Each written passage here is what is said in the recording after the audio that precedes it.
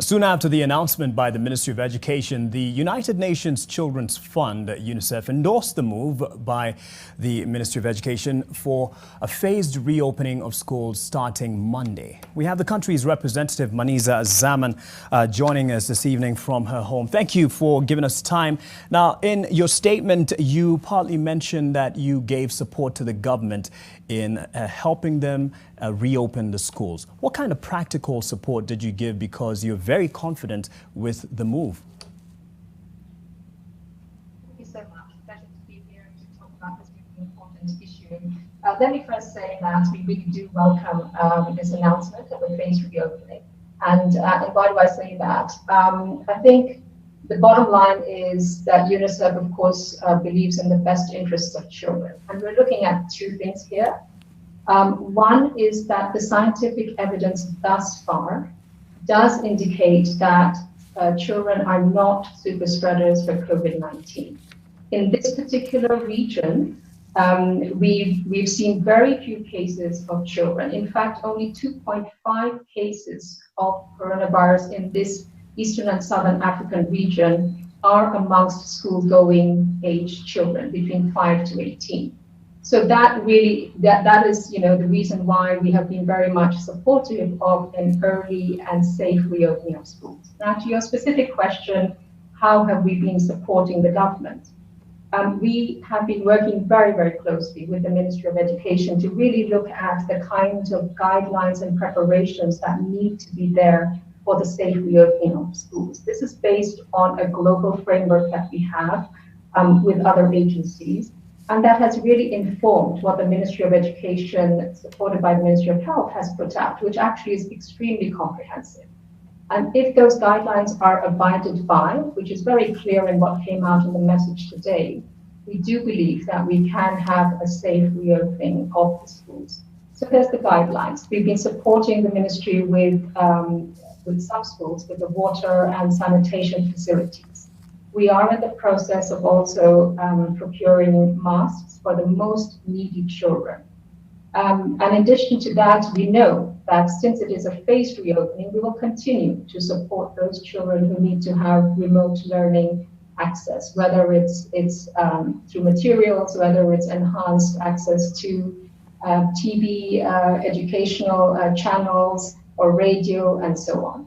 Right. So, we're looking forward to this, and we will be continuing to support the government of Kenya and the Ministry of Education in particular. You've outlined some of the practical steps that you've taken to help the government with the schools around the country. And we're looking at especially the public schools, those which are in the slums, and even the Health CAS today acknowledged that children are a difficult lot. And you know this, much as you have some of the measures in place, how safe do you think our children are based on how it is hard to manage them?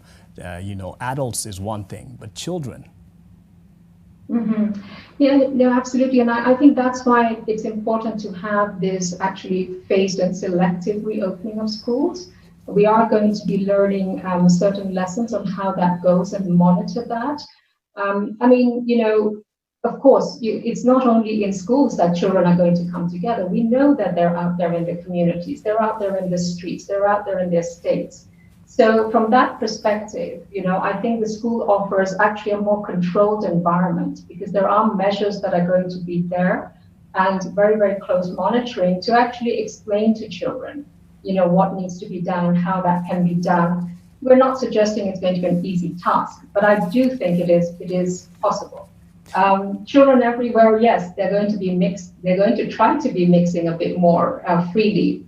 But if you actually explain to children and take your time to do that in a way that's appropriate to the age, you'll find that they do understand. And let's see how things move. We stay optimistic. Speaking of seeing how things will go, you have presence in over 190 countries around the world. So what sort of statistics and experience can you and we draw from, especially the countries that have reopened their schools? Mm-hmm. Let me speak specifically about this particular region, Eastern and Southern Africa, where the UNICEF Kenya office is based. I mean, so far what we know is about 18 million primary school children have been out of school, of which about 30 million are already coming back to school because of this phased reopening of schools that's happening across the board. I'd say in this region, almost all, if not all, of the countries have announced and have already started with a phased reopening of schools. So I think what Kenya is doing is very much in line with many, many other countries. And again, you know, all the measures that are out in the guideline that we just saw are indeed the very measures that the schools around the world are taking. I would say that monitoring is going to be extremely important.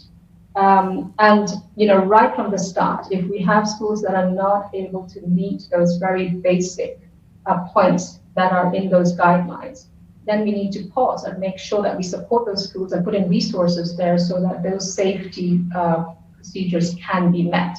Right.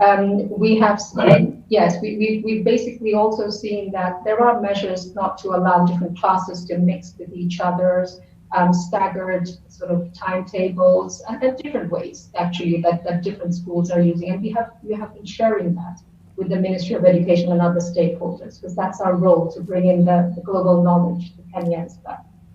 And Manisa, you have urged as UNICEF the parents to let their children get back to school starting Monday. And let me make it a bit personal, get a bit personal in terms of you in a position of sending your child, your niece, your nephew. Would you do that on Monday? Would you be that confident with the situation at hand?